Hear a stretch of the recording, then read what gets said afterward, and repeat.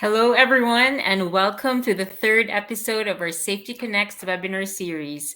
Today, we will show you how to protect company intellectual property with Safety Connects. My name is Anna Milan, and I'm the Product Marketing Manager for Safetica.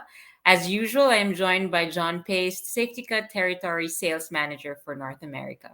So let's begin. So just to take a step back, when talking about data protection, there is an increasing tendency to refer to PII, or personally identifiable information. As we know, PII is protected under this new wave of data protection legislations such as CCPA and GDPR.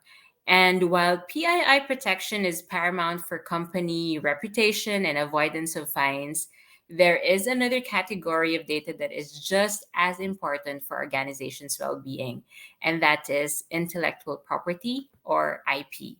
So, IP, or intellectual property, refers not just to the creations of individuals, but also to intangible assets owned by commercial entities, such as copyrights, trademarks, patents, trade secrets, and industrial designs. Intellectual property theft, more commonly known as IP theft, is in fact a growing concern in today's digital space. In fact, in the US, intellectual property theft is taking a financial toll on the economy. The Intellectual Property Commission estimates that IP theft, including trade secret theft, costs the US economy $225 billion to $600 billion, and that is 1 to 3% of the US GDP. That said, um, intellectual property, as you know, is often linked or interlinked with company profit. So, because of its value, intellectual property is often targeted by malicious outsiders, competitors, and more so insiders. Within our organizations or within your organizations, looking to profit when they move on from a company. So, to mitigate the damage of an insider threat related security breach, companies must focus on one, containment, two, investigation and prevention, and of course, act fast. So, today we will show you how Safetica is the right solution to help you identify the intellectual property on your employees' computers, as well as prevent employees from intentionally or unintentionally disclosing your IP to unauthorized parties or via unauthorized channels. And to give us a live demo, I turn you over to John. Alrighty, perfect. Thank you very much, John. Appreciate it. Alrighty, hello everybody. Welcome back for those of you who have joined before, and welcome also to you newcomers who are here for the first time. And naturally, the theme around this is intellectual property. Of course, with our SaaS DLP solution, Safetica NXT, you can of course cover more than just intellectual property. Although the methodology behind that is relatively similar, just depending on how you're looking to configure the solution. So I'll go through a quick walkthrough of Safetica NXT again for some of those who may be new to seeing this. And so first off, we can see I am on the main page of Safetica NXT. This is the main dashboard we can see up here. And this gives us a nice overview, a nice, simple, also easy to understand overview as to what is going on inside of our environment. We can see we've got some high risk events going on here, risky activities, risky users, and then some recommendations for configuring the solution further to get really what you want to get out of the product. Also have a nice file timeline here going over the incidents over the given period of time, which you can set up in this corner here.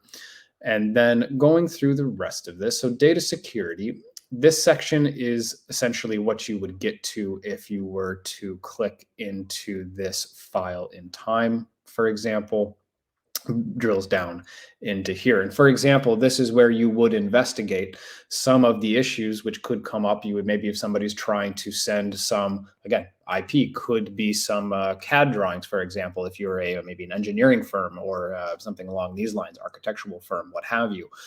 Could be also, for example, law offices. We do work with a good amount of law offices, and of course, you do not want to be sharing any of the briefings or any of the documents in relation to cases you may be working on.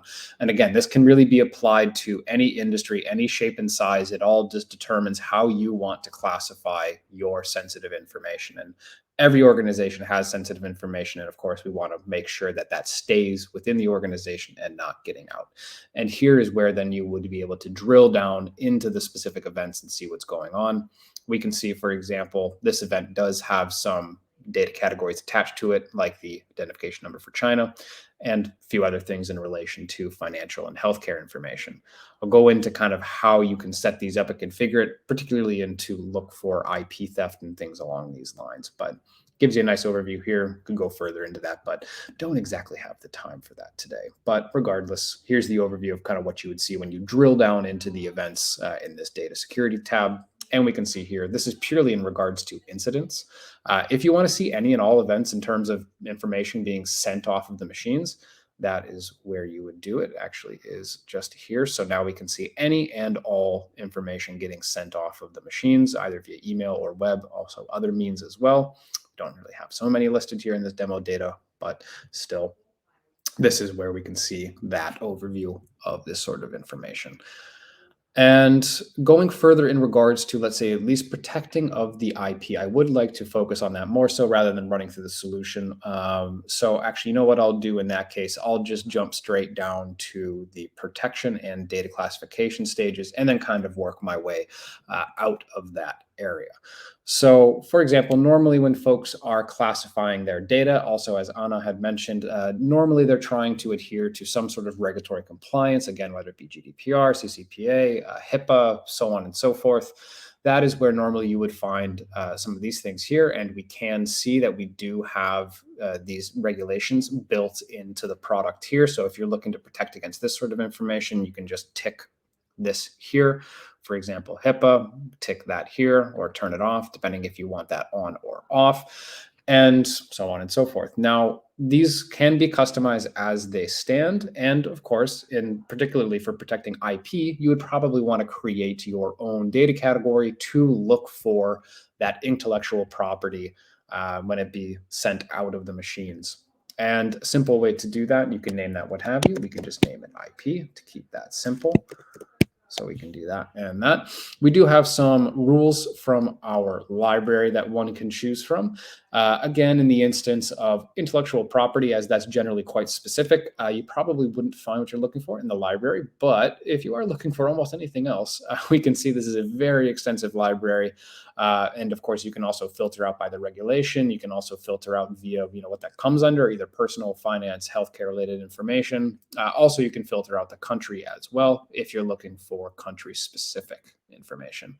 Although, again, in the instance for intellectual property, we would probably want to create something ourselves. And that is what we're doing here. We're creating a rule, and we have the occurrences set here as well. Let's put it at 2 or more. If it finds 2 or more in a document or something along these lines, then it will trigger this data category.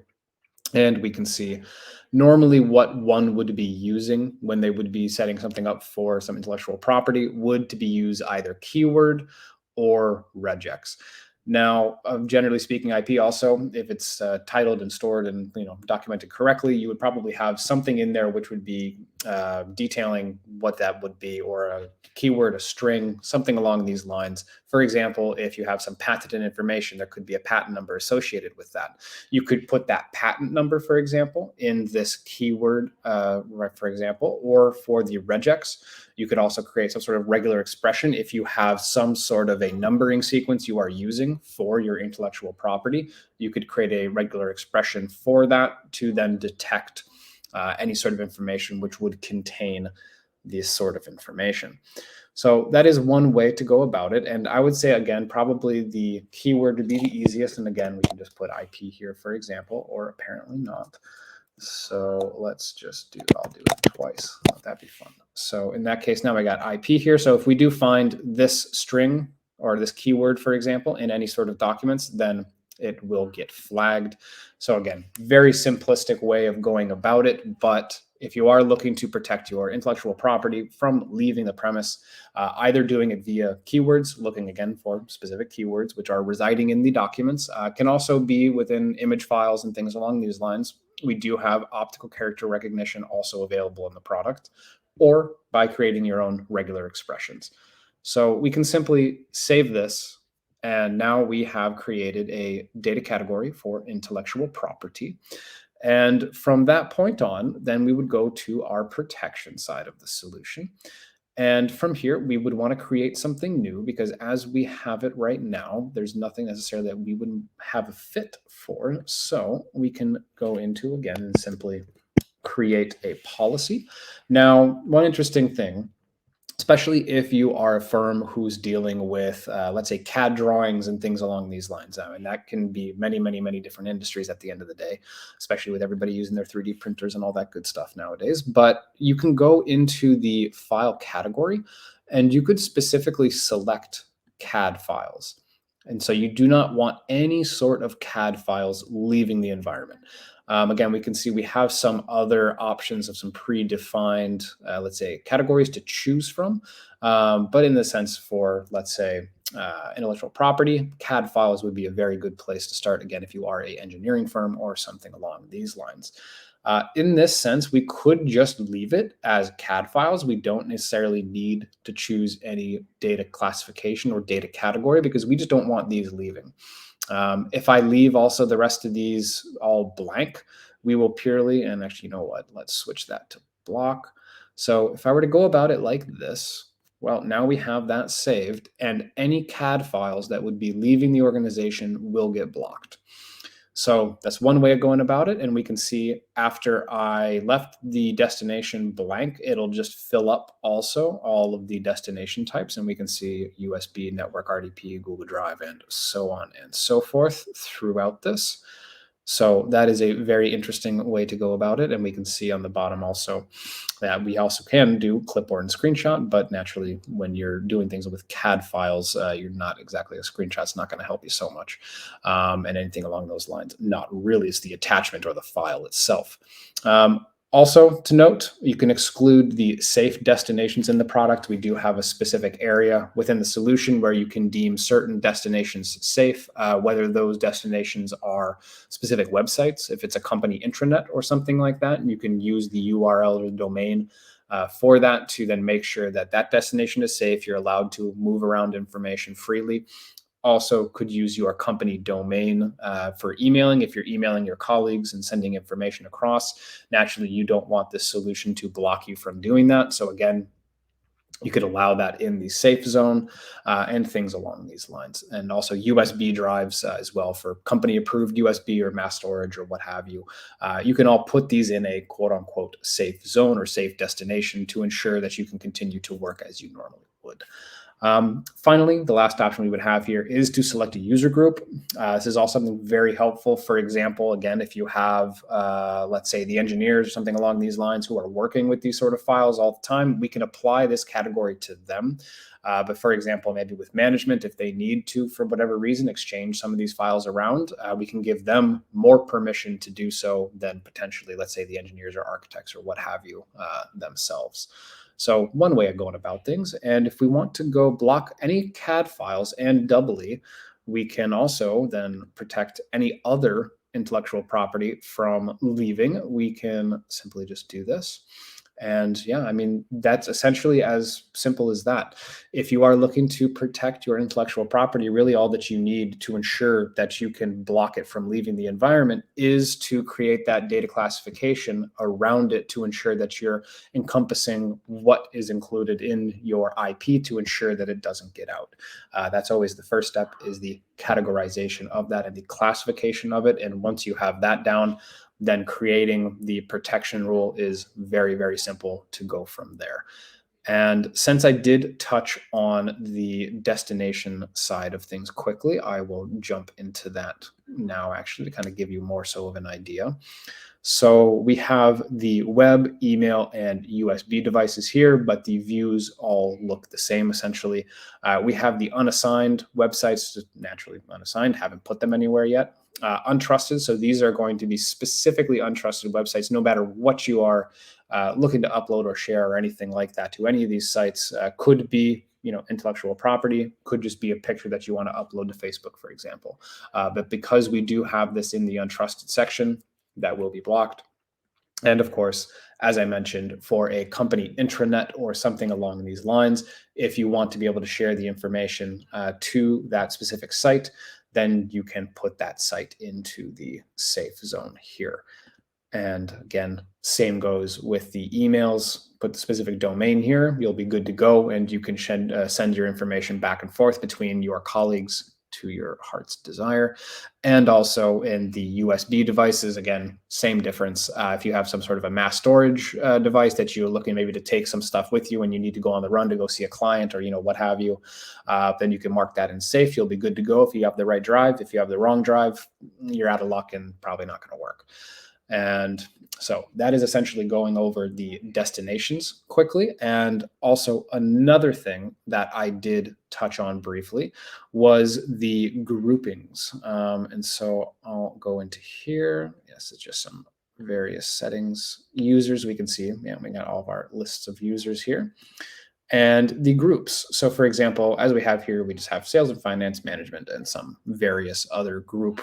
Now, this is very helpful in the sense also for making sure that the correct people have access to the information and can work with the information they need to, while others also can then have access to their information and what they need to do, because every department does have different needs when they work with the data. And to ensure that we can put those users into specific groups and have these specific rules then applied to those groups, just ensures the continuous business flow, that we're not interrupting any of that, and just to make sure everything's nice and tidy and, let's say, set accordingly. And I want to think there's anything else in here. Yeah, also just touch on, since I'm here, we do have integration with Azure, there we go, Active Directory, to ensure also it just better record keeping in terms of the users who are using the solution, also in terms of the grouping as well. That can come into effect here, rather can help with the grouping and things along these lines. Now, going back to, let's say, the protection and the data classification side of things. Now, again, I know this is primarily in relation to intellectual property, but again, companies have sensitive data of all shapes, sorts, and sizes. It's not necessarily, okay, I have just my CAD drawings or just my source code or just my this, that, or the other. Companies have sensitive documents when it comes to even just your employee information. HR has access to a lot of information, a lot of sensitive personal information, and also this solution will help then to ensure that that information does not get out into the world. And again, this is also why we have specific rules for like HR and finance, for example, to make sure that they can send the information they need to send with the right people. But if somebody somehow gets access to, let's say, to their shared folders or something like this, and takes that info, and somebody tries to steal it, send it with them, take it with them for whatever reason they want to ensure that it will be blocked. And then I'll go more into, actually, you know what? I did not touch on the shadow IT or the user behavior section as of yet, so I will jump there. And actually, just to have a quick look if we have any comments or anything going on in the chat, although right now it does not look to be. No worries. And of course, anybody, if you do have any questions or comments or anything you would like to raise while we're all here, please feel free to do so. And all right, let's go into the shadow IT section. All right, wrong date period. There we are. So within the shadow IT section, this is something where you would get some insight as to the applications and the websites that the employees are using, or essentially wherever Safetica NXT is deployed onto. Now, one can have a look here on this very top, and we see that these are some known risky applications which have been used, and we can see there's one here that is new, and then some others which are neutral. Same goes for the websites, neutral as well as risky. And also, this is a great way to see also if the folks are using their time, let's say, efficiently as well. And this is something to have a look. You can see the overall activity time, for example, for being on Google, Salesforce, Teams, WhatsApp, so on and so forth. Also a way, for example, again, if you have some folks that are supposed to be working on some specific projects and some specific tools, this is a great place where you can go in and see, okay, are they indeed actually using it as it should be intended? And that is essentially a quick overview of Shadow IT. And we do have this segmented as well between company activities and personal usage. We have this segmented because generally, let's say during that 9 to 5 period, you should be working, doing what you need to do. But on the other hand, especially folks from home office or folks maybe they just use their work machine when they're at home, watching YouTube or something like this later in the day. This is also a tab here, but we can see we want to make sure there is the privacy protection that you agree, that you understand, that you will be going into this side of things. But we can see, and look at that top thing here, YouTube. But again, just to touch on that quickly. And moving on to the user behavior, this ties more closely with the data security section that we were going over earlier. But for example, it looks like Mr. Carl Mooney here could be sending a lot of IP outside of the company based off of his risk score.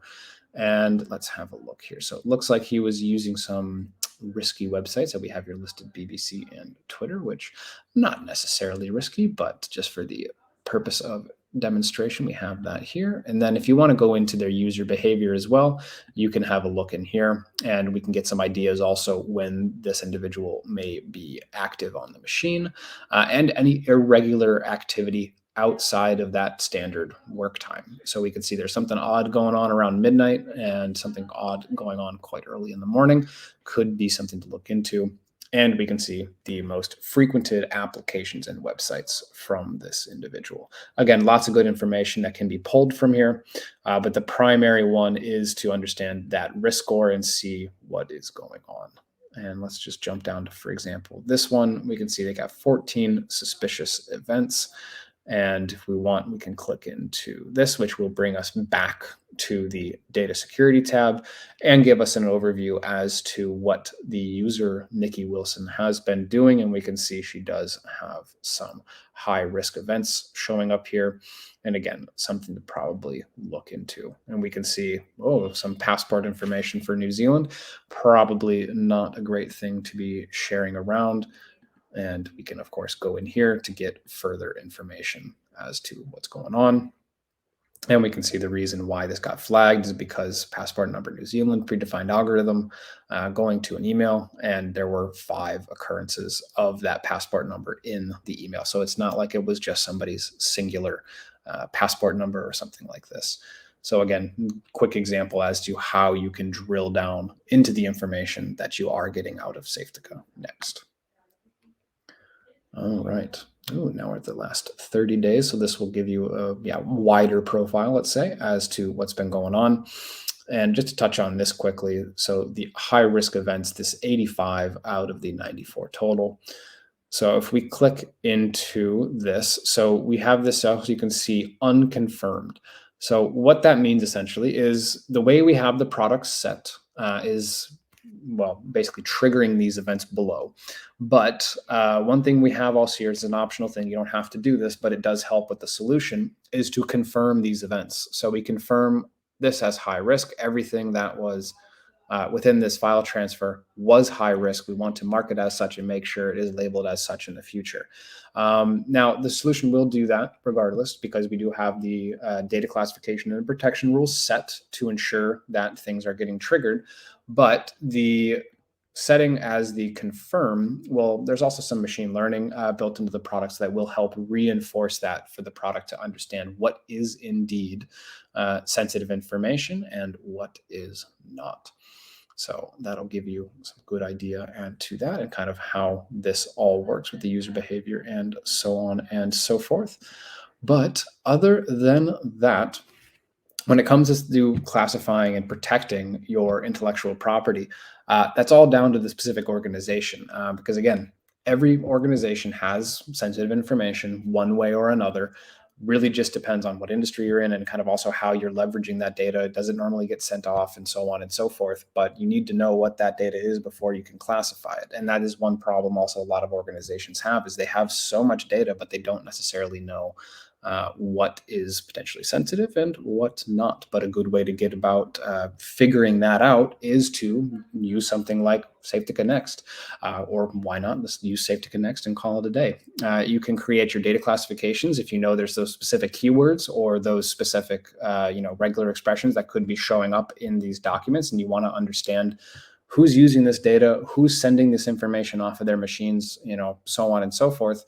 A great way to just start with that is to create the data classification. You don't even necessarily need to create anything here, although it would be recommended. And in this sense, we would simply go in and list this as log. So we would leave everything the same, but purely just log all of that information. And if we save it, then we'll have a nice baseline to see, okay, how have people been working with this sensitive information over a week, a month? You could do whatever you want at the end of the day just to understand that flow of the data. And then at one point or another, you get a better understanding as to how people are working with their data. And then that is where you would go back in and you refine your settings that you have in the data classification itself, as well as within the protection rules to ensure that smooth flow of, let's say, work, to ensure that the product is not inhibiting any sort of working productivity. Yeah, I believe that is essentially all that I wanted to touch on for today. And I wanted to have a look as well and see if we have any chats or anything like this going on. Although from what I can see, and it looks like we do not. And I'd like to ask my colleagues also who are on the call, in case there is something showing up that I cannot see, if you could please notify me, that would be great.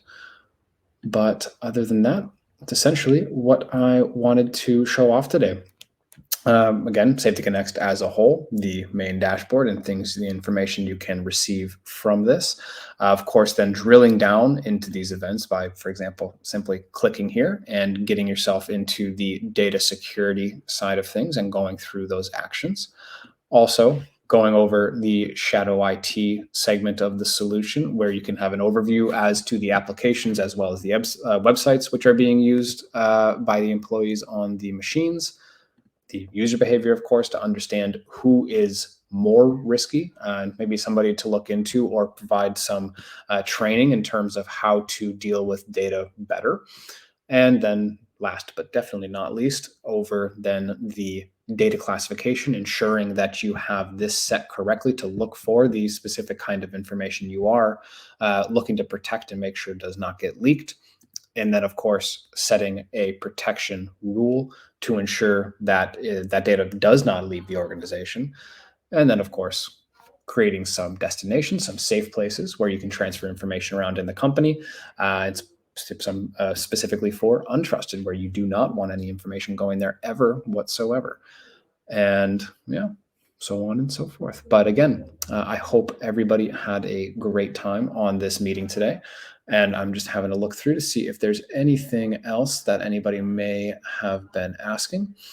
All right, and it looks like we're good. And of course, definitely last but not least, if you would like to book a demo with us, please feel free to do so by going to our website. Yeah, it's on the screen here right now, but you could find it easily enough just by going to www.safetica.com. Also, we do have some specific pages regarding Safetica NXT where you can find lots of good information there. You can also, again, sign up for that demo. We do have some videos online as well to going over Safetica NXT, so you can watch that, of course, at your leisure. Go back, skip through, so on and so forth, can make things a bit easier. Or also, if you would like to, which I definitely recommend to do, is sign up for our free trial of Safetica NXT. It's just free and open for anybody. If you go to our website, it should be easy enough to find, especially, particularly if you go under the Safetica NXT tab on the website, then you will be able to find where you can sign up for that free trial. And then in just a few minutes, you will have an environment that looks essentially just like this. And you can go about and starting to, mess around with your own environment. You can deploy to your own machines. And of course, if you have any questions along the way, we'll be more than happy to help. And yeah. Alrighty, folks. Thank you all very, very much for your time today on this lovely Safetica NXT webinar series. And yeah, we will see you next time with some new updates and some more tips and tricks on how to use the product. Alrighty, have a go on, everybody. Thank you.